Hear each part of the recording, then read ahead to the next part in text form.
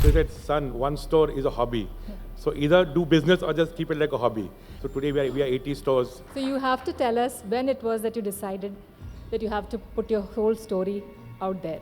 That in life we have choices every day. Make the right choice and, like you say, win the gold medal. And your family has been in this business for how long of gold? So we started in the year.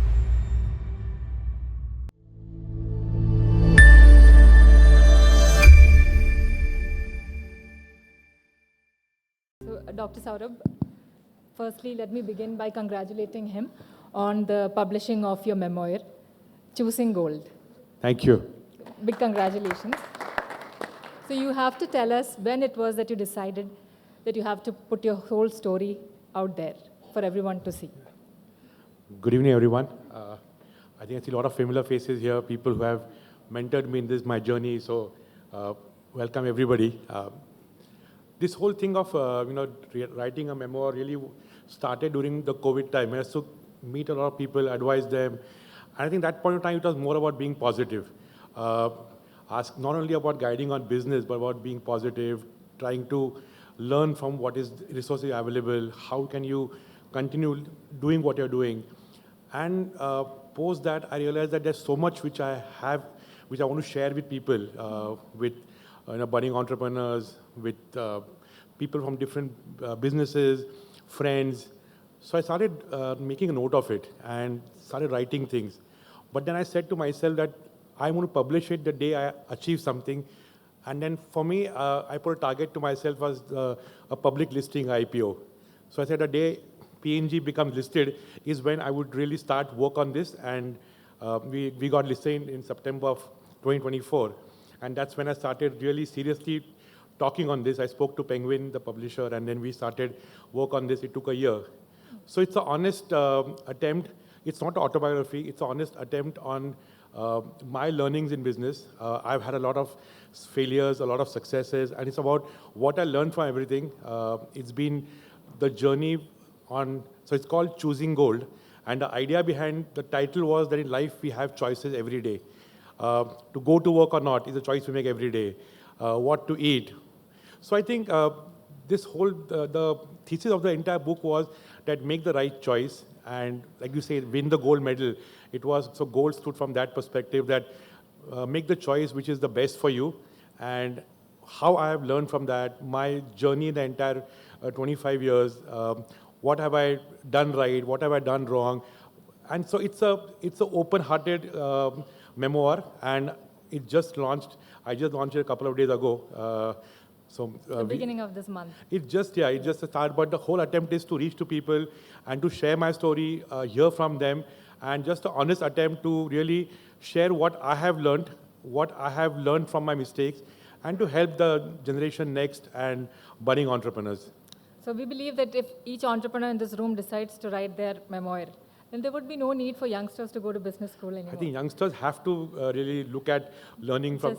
I really believe that listening to people and hearing the experiences is the best business school teaching you can ever have. Really, yeah, absolutely. So, and your family has been in this business for how long of gold? So we started in the year 1832.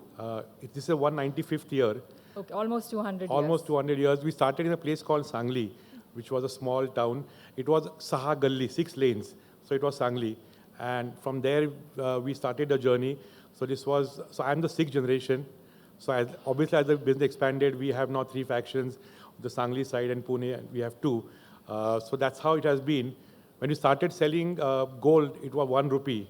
Exactly. So let's not go maybe 200 years back. But 20 years back, if you look at gold, it was around 9,000 rupees for 10 grams. Yeah, so when I joined the business in 2000, it was 4,200 rupees for 10 grams. And now we are at what? 1.8 Now it's 1,50,000 rupees at 10 grams. That's like almost 20 times. 100. I mean, 25 times that. But do you think household incomes are increasing in proportion to the price of gold? I think gold in India is not linked directly with household income. It's religion, tradition, belief, safety. It plays a lot of roles. So I think we have seen that when gold reached 10,000, there's a lot of worry will people buy gold. When it reached 20,000, there's worry on now I think people will not have enough money. It keeps on accelerating. and people who have bought gold, so they say the Indian housewives have been the smarter investors. If you look at any wealth manager today, I think the Indian housewives who have bought gold, like a SIP, over the last whatever number of years, they have made the maximum returns. And I think that has been the beauty of gold in this country. So when today the government is talking of demonetization, it is Indians hold gold worth at least $3.5 trillion. Wow. So that is the gold which the country holds, which is in people's household or in temples. But even then, with this drastic increase in pricing, is it affecting the purchase habits of at least middle-class Indians? See, in a way, it's not affecting because the currency has changed. People are using the gold in lockers to make new jewelry. So gold here is, so there are main drivers are festivities, your Diwali, but then again, there are drivers which are your own occasions today. Your wedding anniversary, a graduation day, gifting. So that has always remained and it will continue to remain. Yes, but are you having to redesign the product to reach... That's ongoing activity. In retail, every day is a new day. So you have to keep on doing things which are, designs keep on changing. We are toying with jewelry of 18 caratage, 14 caratage, 9 caratage. So we are changing all parameters because today's consumer is well educated, is demanding, and he or she knows what she wants. So it's very important to be able to have that product which appeals to that consumer. Okay, great. And you said you joined business 25 So I joined in 2000. 26th year. 26th year. So recently in our Stars of Ahmedabad event, one of the entrepreneurs said that succession is not like a Bollywood movie, wherein you expect the father to come on, hand over the keys one day, and then walk into the sunset. That does not happen. You have to earn that respect decision by decision and year by year. How did it work for you? So I think succession and I think legacy are very easily used words, but I think they're like a double-edged words. Legacy, succession brings with you a burden of expectations. Because when you're carrying something which is a legacy, something which is known to people, there's a boundary which you already have established. You have to go beyond that. So I think legacy for me is like we act like a custodian. We get what we have, what we inherit something, and then you build on that. So like in my case, I was blessed that my father, my grandfather were very open to doing newer things. So like when I joined the business in 2000, we were a single store in Pune, and we had a revenue of 20 crores. So I was very, after my education, I was not sure whether I wanted to join the business and just be like, like somebody said, Dupari ek te char band, and those things. I was like, if you're educated, you have to do something differently. But then they were very, very, free to let me do things in my own way. So, starting a chain of stores, people having processes in place. So all those things happened, and I think the one turning point which happened when I had just entered the business, I had gone to Harvard for a course, and that's when I met a professor there. And when I told about the legacy, and he said, "How many stores do you have?"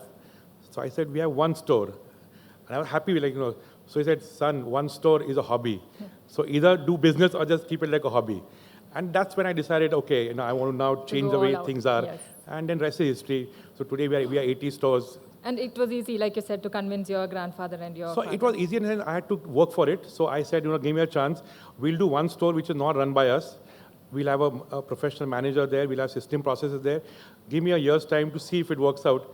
It did well. And then, once they believed that, I could do it, it started expanding. So we had a brief conversation with Dr. Poonawalla today in the afternoon, and he was saying a business can grow forward only if you trust in the next generation. Absolutely. And admit that they are smarter than you and they've seen more world than Absolutely. you. Absolutely.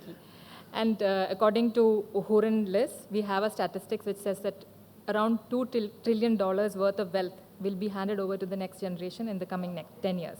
And with the confidence that we have in Viksit Bharat and Make in India, I cannot imagine the kind of growth that we'll be looking at. So talking about succession, what do you have in plan for your next generation? I think you have your son? My younger son is here. My elder son couldn't make it. But I think I don't want to force succession in this same business. I want them first to get educated. That's why my mother said to me that finish your education first and then, choose what you want. So same things for them. My elder son is in US right now. He's doing design and art. He's more on the creative side. My younger son right now is only in grade 11th. So I want them to be, finishing studies well, being good gentlemen. And I think post that, it's up to them. But it's important for me is to ensure that business is not sacrificed. So succession at the cost of business should never happen. They should have the passion for business and they should add to the business. So that's the only thing which I expect. Absolutely. Wonderful thought. And I have seen, I think, a lot of youngsters in here, next generation. It is so nice to see that they are brought into this room to hear all these conversations. So now you have expanded to around more than 60 stores? 80. 80 stores. And you're also planning global stores? So we already are in US and we have, so the plan for us now is to be national. So like someone said here that, we're now gone beyond Maharashtra. I think we went beyond Maharashtra and now we are in 5 states of India. Our plan is to follow the Peshwa route. So like the Maratha Empire from Maharashtra went to Madhya Pradesh, then went to UP, Delhi.